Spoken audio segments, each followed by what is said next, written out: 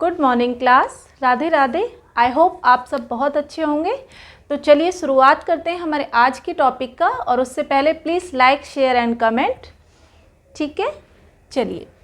कल हमने जो पढ़ा था वो कैटल जी को पढ़ा था, और मैंने उस वीडियो में आपको बताया था कि इनके जो गुरु हैं वो विलियम जेम्स हैं, और हम विलियम जेम्स के बारे में भी पढ़ेंगे। तो आज मैं अपना जो मेरा टॉपिक है वो विलियम जेम्स है। ठीक है, आज के मेरे टॉपिक का नाम है विलियम जेम्स। विलियम जेम्स जो हैं, इन्होंने 21वीं सदी के लिए ना एक भूमिका तैयार करी। कैसे कि हम जब 20वीं सदी से गुजर रहे थे तो उस समय पर कई विश्व युद्ध चल रहे थे। तो उन विश्व युद्धों में जब सैनिकों की बुद्धि का परीक्षण हो रहा था, उनके व्यक्तित्व को देखा जा रहा था, तो हमारे जो मनोवैज्ञानिक थे उस टाइम के, उन्होंने देखा कि अगर सैनिकों के ऊपर कोई मानसिक दबाव रहता है तो उनके जो शरीर का जो स्कीमा है वो उसी तरीके से रिएक्ट करता है। स्कीमा क्या है, मैंने आपको पिछली क्लास में बताया था कि आपके स्व की अनुभूति, आप कैसे अपने आप को अनुभूत करते हो, वह स्कीमा है। ठीक है, तो जो विलियम जेम्स हैं, इनके बारे में जो क्वेश्चन बनता है एग्ज़ाम में वो है कि विलियम जेम्स व्यवहारिक हैं, या फिर ये प्रयोगवाद से जुड़े हुए हैं, या फिर ये आधुनिकवाद से जुड़े हुए हैं। तो जो विलियम जेम्स हैं वो हमारे एक व्यवहारिक मनोवैज्ञानिक हैं, यानी कि इन्होंने व्यवहार पर अपनी रिसर्च की है। ठीक है, इनका जो जन्म हुआ वो 11 जनवरी 1842 को न्यूयॉर्क में हुआ। इनका जन्म कहाँ हुआ? न्यूयॉर्क में हुआ। और इनकी जब मृत्यु हुई तो 26 अगस्त 1910 को अमेरिका में हुई। ठीक है, ये चीज़ भी याद रखनी है, ये वाला क्वेश्चन कई बार बनता है कि ऐसा कौन सा व्यवहारवादी मनोवैज्ञानिक है जिसका जन्म तो न्यूयॉर्क में हुआ लेकिन उसकी मृत्यु अमेरिका में हुई। तो ये कौन है? विलियम जेम्स हैं। ठीक है, अगली चीज़ इनके बारे में, अमेरिकन इनकी क्या थी? नागरिकता रही। लेकिन ये अमेरिका के बहुत बड़े मनोवैज्ञानिक के तौर पर भी जाने जाते हैं। मनोवैज्ञानिक के तौर पर भी इनको जाना जाता है। ठीक है, ये भी एक ज़रूरी थिंग है इनके बारे में। नेक्स्ट, ये फाउंडर किस चीज़ के हैं? अगर हम बाल मनोविज्ञान को पढ़ रहे हैं या केवल मनोविज्ञान को ही पढ़ रहे हैं, उसके सारे अनुच्छेदों को हम पढ़ रहे हैं, तो हमें ये चीज़ पता होनी चाहिए कि विलियम जेम्स ही मनोविज्ञान के जनक माने जाते हैं। मनोविज्ञान के जनक कौन माने जाते हैं? विलियम जेम्स माने जाते हैं। ठीक है,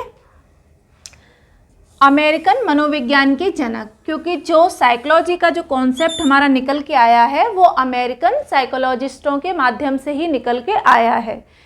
ठीक है, हमारे जो इंडियन जो थिंकर हैं उनकी चीज़ें ये लोग उस समय नहीं मानते थे, लेकिन आज के समय में हमारे जो थिंकर्स हैं उनके ऊपर रिसर्च चल रहे हैं, शोध चल रहे हैं।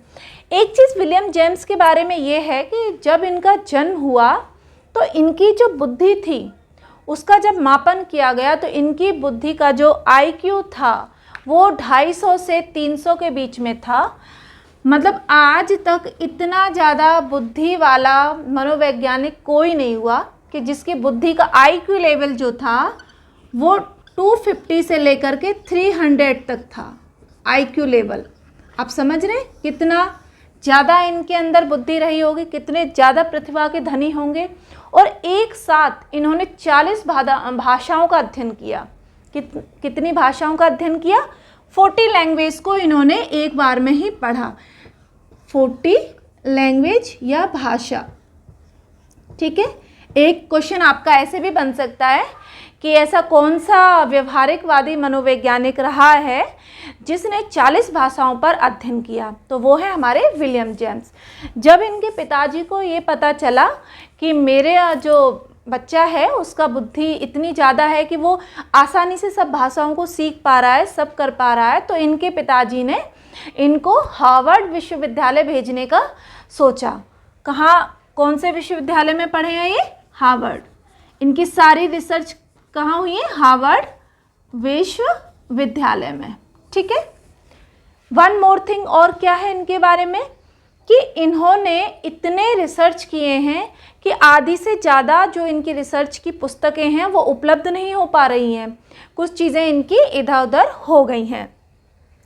एक फेमस बुक इनकी प्रिंसिपल ऑफ साइकोलॉजी, इसको इन्होंने लिखा 1819 में लिखा।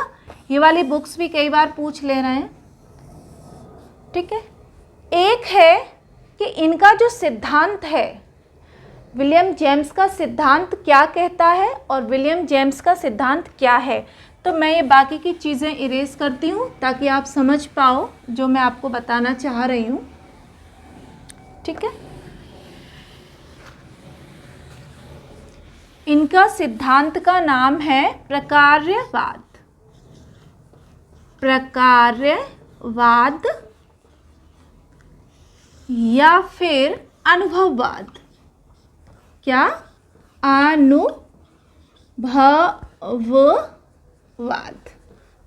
ठीक है। देखो, अनुभव से तो आप समझ रहे हो कि जो चीज़ें हमें एक्सपीरियंस के द्वारा मिलती हैं, लेकिन आप प्रकार्यवाद को नहीं समझ पा रहे हैं कि ये प्रकार्यवाद का क्या मतलब है। तो जो अनुभववाद का मतलब है वही प्रकार्यवाद का मतलब है। विलियम जेम्स ने बताया कि कोई छात्र, ठीक है, कोई छात्र है, वो कुछ एक्टिविटी कर रहा है, मानो ये बॉल हैं, इन बॉलों को वो देख रहा है ध्यान से। अब उसको पता है कि बॉल की जो शेप होती है वो राउंड होती है या ओवल शेप में होती है। एक दूसरा बच्चा है, ठीक है, ये दूसरा बच्चा है, इसको नहीं पता कि बॉल की शेप कैसी है। तो ये जब इससे बोलेंगे कि बॉल लेके आओ और इसके सामने बॉल पड़ी हुई है, तो हो सकता है कि ये बच्चा बैट को उठा के ले आए, ठीक है, हो सकता है ये बच्चा पेंसिल को उठा के ले आए। कहने का मतलब इनका ये था, विलियम जेम्स ये कहना चाह रहे थे कि क्लास में कितने भी प्रकार के बच्चे हैं, मान लो उनकी सबकी एक अलग अलग अवस्था है बच्चों की, लेकिन बच्चे कब ज़्यादा सीखते हैं? जब उस चीज़ को वो अनुभव करते हैं, करके सीखते हैं, अपने एक्सपेरिमेंट से सीखते हैं। अनुभववाद का मतलब ये हुआ यहाँ पे कि कोई भी कार्य जो आपको खुद के अनुभव से पता चल रहा है, करने से पता चल रहा है, वही हमारा प्रकार्यवाद है। जो कार्य छात्र स्वयं करके सीखता है वही क्या है? अनुभववाद या प्रकार्यवाद है, ठीक है। एक चीज़ और, इनको जो प्रोफाउंडर माना जाता है वो किसका प्रोफाउंडर माना जाता है? प्रयोजनवाद का। प्रयोजनवाद भी इनसे जुड़ा हुआ है, मतलब प्रयोजनवाद को सराहने का कार्य इन्होंने किया है। सराहने का कार्य किया। किसने किया? विलियम जेम्स ने किया, ठीक है। तो इनके टॉपिक से दो तीन चीज़ें बनती हैं कि प्रकार्यवाद का कॉन्सेप्ट किसने दिया? विलियम जेम्स ने दिया। प्रकार्यवाद को और किस नाम से जाना जाता है? अनुभववाद के नाम से जाना जाता है। प्रकार्यवाद को देने वाले विलियम जेम्स किस प्रकार के मनोवैज्ञानिक थे? तो व्यवहारिक मनोवैज्ञानिक थे। व्यवहारिक मनोवैज्ञानिक थे। किस मनोवैज्ञानिक ने या किस दार्शनिक ने, अमेरिकन दार्शनिक ने 40 भाषाओं पर अध्ययन किया? विलियम जेम्स ने किया। अभी तक के साइकोलॉजी के क्षेत्र में ऐसा कौन सा दार्शनिक हुआ है जिसका आईक्यू लेवल 250 से 300 के बीच में था? तो विलियम जेम्स। आई होप कि आपको इस जानकारी से अपने एग्ज़ाम में कुछ ना कुछ हेल्प ज़रूर मिलेगी। तो अपने नोट्स बनाते रहिए। हम मिलते हैं अपनी अगली क्लास में अगले एक नए टॉपिक के साथ। तब तक आप तैयारी करिए, अच्छे से रहिए। मिलते हैं हम अपनी क्लास में। बाय।